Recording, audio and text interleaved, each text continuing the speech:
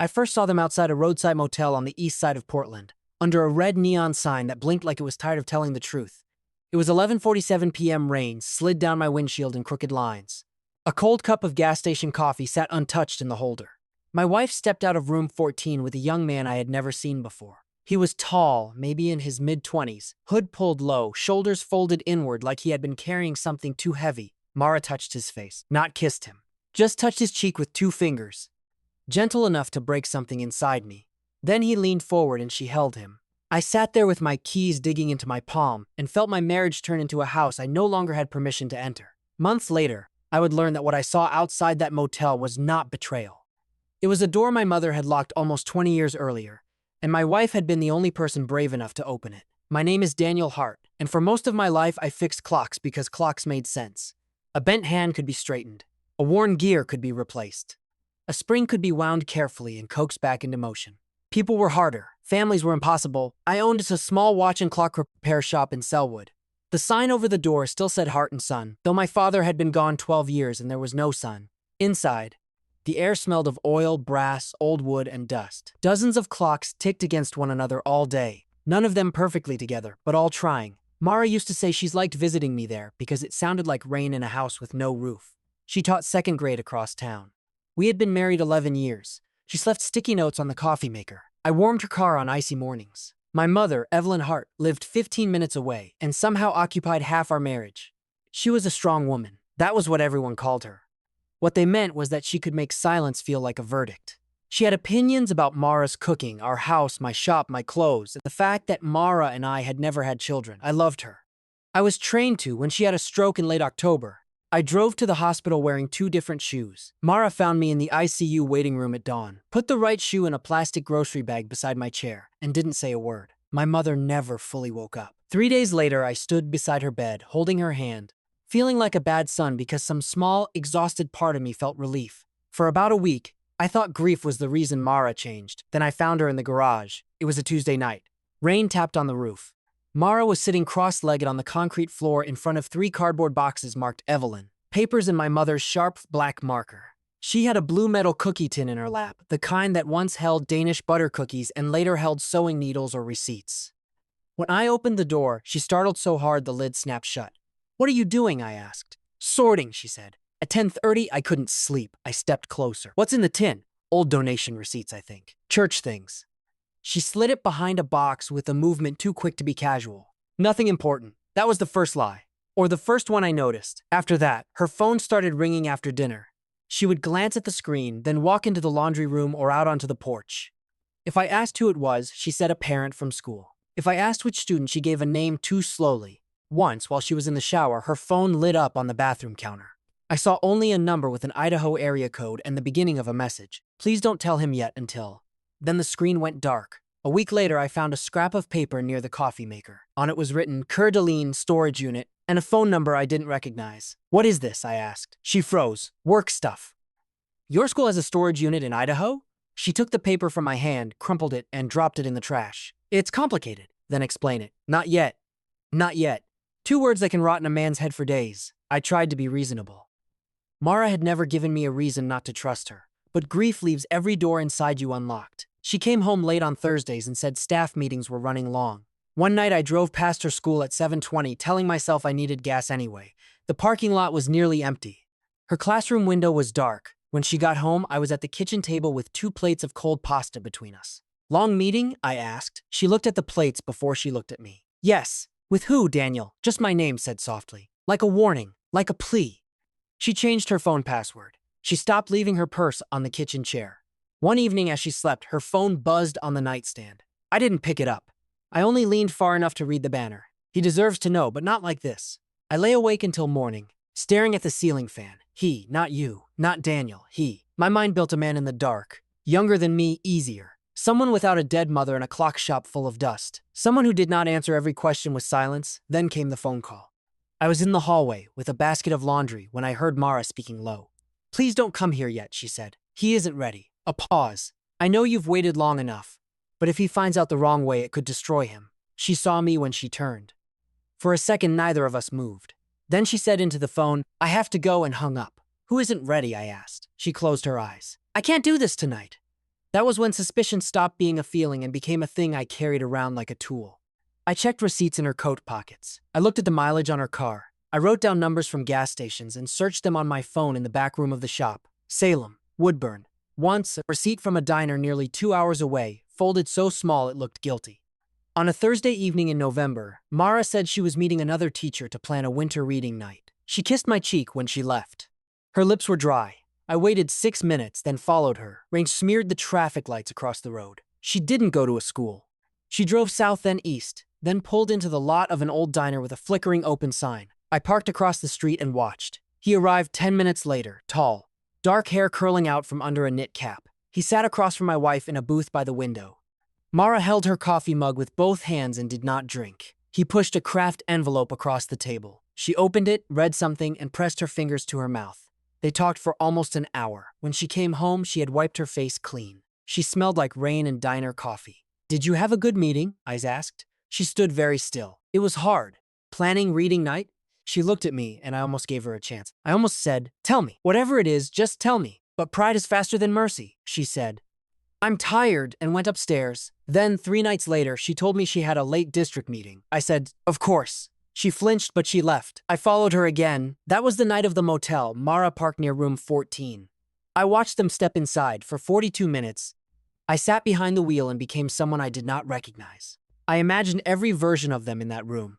Every second added a brick to a wall I would later have to tear down with my bare hands. When they came out, he was crying. That should have stopped me. It didn't. Mara held him. She touched his cheek. He nodded at something she said. Then he got into an old blue Subaru with Idaho plates and drove away. I lifted my phone and took a picture, but my hand shook so badly the image came out blurred. 2 ghosts under a red sign. I drove home first. I took off my wedding ring and placed it on the kitchen table beside the salt shaker. Then I sat there, listening to the wall clock tick. She came in at less 16. Her coat was wet. She took 2 steps into the kitchen and saw the ring. "Daniel," she said. "How long?" The question came out flat, not angry. Flat is worse sometimes. She looked at me, then at the ring. "What? How long have you been seeing him?" The color left her face. I slid my phone across the table. The blurred picture glowed between us. "Don't insult me by pretending you don't know." She put one hand on the back of a chair. "It's not what you think." I laughed once. "Do people practice that line, or does it just come with the motel key?" Her eyes filled. "Please sit down. I am sitting. I need to explain this carefully." "No. You needed to explain before you started sneaking around after my mother died." "You picked a hell of a time," I said. "I bury my mother, and you decide that's when I'm easiest to fool?" "Daniel, stop. Was he worth it?" she whispered. "Don't." "Did you bring him into our life because I was too sad, too quiet, too much like myself?" Tears ran down her cheeks, but she stood there and took it. That made me crueler. "I thought if you ever wanted out, you'd at least have the decency to say it to my face. But you turned me into some idiot sitting at home with cold dinner while you were in a motel room with. He is not my lover." "Then what is he?" She opened her mouth. I saw her decide. Then she closed it again. I stood so fast the chair scraped hard against the floor. "Get out." She stared at me. "I mean it," I said. "Go wherever you've been going." Mara walked to the hallway, picked up the blue metal tin from where she must have hidden it in the closet, and set it on the table between us. "When you're done hating me," she said, "open it." Then she left. I listened to her car start in the driveway. I listened until the sound was gone. Then I sat back down with my ring, the salt shakers, and the tin. At 2:03 a.m., I pulled the tin toward me. Inside were letters tied with a faded green ribbon, a hospital bracelet, a copy of a birth certificate, several envelopes with my mother's handwriting, a photograph of me at 18, standing at the county fair beside a girl named Lila Mercer. I had not said Lila's name out loud in 19 years. She was my first love, the awkward, hungry, terrified kind. We dated during senior year in a small Oregon town where everyone knew what truck your father drove. The summer after graduation, she disappeared. My mother told me Lila had gone to live with relatives in Idaho. She said Lila had left a message saying she needed a clean start and that I shouldn't follow. I had been 18, broke, ashamed of how badly I hurt, and obedient enough to believe the person spoke with certainty. I opened the first letter with shaking fingers. "Daniel, I don't know what your mother told you. I came by twice. She said you refused to see me. I don't believe that. Please call me. There are things you need to know." Lila, the next letter was dated 2 months later. "I'm having the baby in February. I know we're young. I know this is a mess. But you have a right to know, and so does he if it's a boy. Your mother says contacting you will ruin your life. Maybe she's right. But it should be your choice." My hands went cold. There was a letter from my mother to Lila's aunt, written in the same sharp script that had labeled the boxes. Daniel has no interest in this situation. It would be cruel to involve him further. I am prepared to assist with expenses provided there is no future contact. Adoption is the most sensible path for everyone. At the bottom of the tin was the photograph. Me and Lila at the fair. I had my arm around her shoulders and a paper cup of lemonade in my hand. She was leaning into me, smiling like the future had not yet been taken out back and buried. On the back, in Lila's handwriting, were the words, "If he ever asks, tell him I tried." I only remember sitting against the cabinet with paper spread around me like wreckage. My mother's raincoat still hung behind the door. I looked at it and felt a kind of anger so old it didn't know how to move. Mara had found it in my mother's boxes after the funeral. She had seen the lie at the center of my life and tried to hold it carefully because she knew I was grieving the woman who had told it. She had made calls: Idaho, Coeur d'Alene, adoption records, storage units. She had found the young man before telling me because she wanted to be sure he wanted to be found. He deserves to know, but not like this. Please don't come here yet. He isn't ready. The young man in the diner was not replacing me. He was mine. By morning, I had read everything twice. There were printed emails between Mara and someone named Aaron Mercer. He was 28, raised in Idaho, adopted by a couple who had died within the last 5 years. He had searched for Lila, learned she had died when he was 19, then started looking for his biological father. Mara had not discovered him by chance. He had contacted my mother months earlier. There was one letter addressed to Evelyn Hart, postmarked 6 months before her stroke. Aaron had written asking for information. My mother had opened it, read it, and hidden it in the tin with all the other things she did not want the world to touch.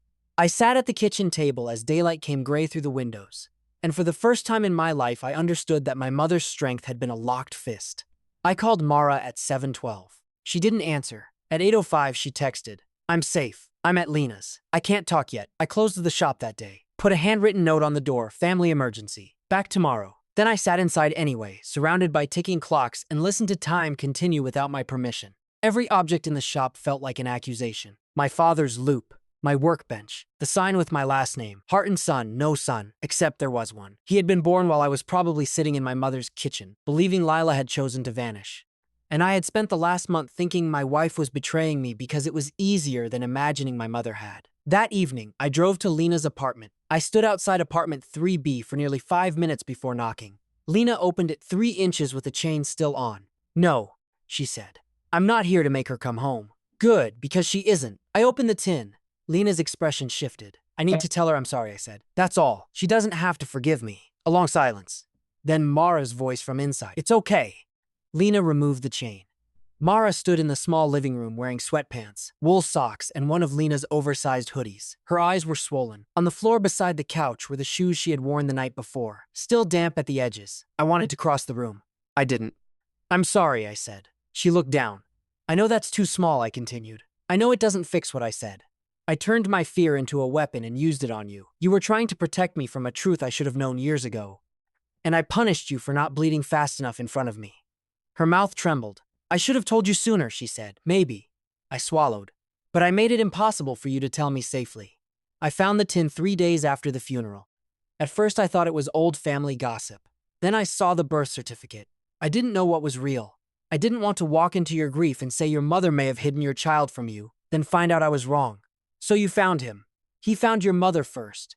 She ignored him. Mara's voice cracked. "Daniel," he wrote to her. "He said he didn't want money. He just wanted medical history and maybe a name." She put the letter in that tin. I covered my face with one hand. Mara said, "I contacted him because I thought someone should answer. Then he asked if you knew, and I realized I had become part of the lie by not telling you." "Why the motel?" "He drove down from Idaho and couldn't afford to stay anywhere else. He was going to come to the house. I told him not to. I thought if he showed up while you were still mourning Evelyn, while you still believed she was who you thought she was." She shook her head. "I thought I was preventing damage. You were." "No," she said softly. "I was delaying it. There's a difference." "Does he hate me?" I asked. "He doesn't know you." That was kinder and crueler than yes. "Can I meet him?" Mara didn't answer right away. "I'll ask him." "But Daniel, you don't get to rush this because you're ready now." "I know. And you don't get to use your mother as a shield for what you said to me." "I know that too." She finally looked at me. "I loved you enough to risk you hating me. And you believed the worst of me so quickly. There are sentences that do not but still echo for the rest of your life." I went home alone. Then I wound the wall clock. It had stopped at 3:18 because I had forgotten to care for it. For once, fixing something did not make me feel better. 3 days later, Mara called. Aaron will meet you, she said, Saturday, noon, Willamette Park. He wants it somewhere public. Okay, he asked me to come too. But he doesn't want me at the table the whole time. Okay. Daniel, yes, don't try to make it beautiful. I understood what she meant. Men like me, quiet men who have avoided the hard rooms, sometimes want one clean speech to redeem years of absence we didn't know we had. But Aaron did not need a speech. He needed a person who could sit there without demanding comfort. Saturday arrived cold and bright after a week of rain. The benches near the river were dark with damp. I got there 20 minutes early and held a paper cup of coffee until it cooled in my hand. Mara arrived with him at exactly noon. I knew before she introduced us, not because he looked exactly like me. He didn't. But there was something in the way he paused before stepping off the path, the way his right hand rubbed his thumb against the side of his index finger. My own nervous habit, walking toward me on two legs I had never seen learning to walk. This is Aaron, Mara said. He nodded. Hi. I stood high. We shook hands like two men pretending this was normal. His grip was firm and cold. Aaron and I sat on the bench. For a while, we watched a dog chase a tennis ball through wet grass. I don't know what I'm supposed to call you, he said. Daniel is fine. He nodded. Okay, Daniel. I didn't know, I said. That's not an excuse. It's just the first true thing I can give you. He looked at the river. My adoptive parents were good people. I want to say that first. I'm glad. My mom died when I was 23. My dad 2 years after. After that, I started looking. Not because they weren't enough. Just, he shrugged. I wanted to know where the other half of me came from. I'm sorry no one answered you. Your mother did once. My chest tightened. She did? He pulled a folded paper from his jacket. She said my birth father had built a life and didn't wish to reopen a painful chapter. Said contacting you would be selfish. I took the copy but did not read it. I knew the shape of her cruelty by then. She lied, I said. I figured that out after Mara called. He turned back to me. I'm not here to find a perfect dad. I'm too old for that. I don't need you to make up for every birthday. I don't even know if I want anything big. What do you want? Medical history, some stories maybe. To know whether I laugh like someone. Whether I got this from somewhere. He held up his hand, rubbing thumb against finger again. Small things. Small things. The kind my mother had stolen by the thousands. I can give you what I know, I said. And when I don't know, I'll say I don't know. He studied me. Mara said you fix clocks. I do. That's weirdly comforting. For some people. Can I see the shop sometime? Yes, I said. Too quickly. Then softer, whenever you want. I told him about my father's shop, about the scar on my left hand from a broken clock glass, about how Lila used to draw stars on her jeans. He told me he hated olives, worked in IT support, and got carsick if he read in the passenger seat. When we stood, there was a strange moment where neither of us knew what kind of goodbye belonged to us. Aaron solved it by saying, next time, maybe the shop. Next time, I said. He gave me a quick, awkward hug, one arm, 2 seconds. Enough to undo me later when I was alone. Mara walked back after he left. We watched his Subaru pull away from the curb. Are you okay? She asked. No. She nodded. Thank you, I said. She kept her eyes on the road where Aaron had disappeared. I didn't do it perfectly. No, I said. But you did it with love. That was the first time she reached for my hand after the motel. She held it only briefly, then let go. It was not forgiveness. It was not a promise. It was a thread. We went to therapy on Wednesday evenings in an office above a bakery that always smelled like sugar and yeast. Mara moved back into our house after 6 weeks, but she slept on the far edge of the bed for a long time. Trust, I learned, is not a clock you repair once and hang back on the wall. Aaron came to the shop on a rainy afternoon in March. He stood under the heart and sun sign and looked up at it without saying anything. I can change it, I said. He smiled a little. Don't do that because of me. I won't. Aaron learned how to remove a cracked crystal from a pocket watch that day. His hands were clumsy at first, then careful. He had patience. He listened. When he bent over the workbench, the afternoon light caught the side of his face. And for one terrible, beautiful second, I saw 18 years old and a county fair and a future branching in a direction it had never been allowed to go. I did not tell him that. I only said, easy. Don't force it, he laughed. That sounds like advice for more than watches. It usually is. That evening, Aaron came by the shop with takeout sandwiches, and Mara met us there after school. We ate at the back counter between trays of screws and watch bands. Aaron told a story about a customer at work who thought turning a computer off and on meant unplugging the building. Mara laughed first. I watched them, my wife and my son, 2 people connected by a secret that had nearly destroyed us and then somehow brought us to the same table. The clocks ticked around us, uneven and alive. For years I believed broken things had to be restored to what they were before. That was my job, after all. Put the hands back, replace the spring, polish the case until the damage stops showing. I don't believe that anymore. Some things do not go back. A marriage after suspicion, a son after 28 missing years, a memory of a mother after the truth. You don't restore them. You learn their new rhythm. You sit with the pieces. You stop forcing the gears, and if you are patient enough, if you are humble enough, sometimes what still moves is not the life you lost. It is the one that was waiting underneath.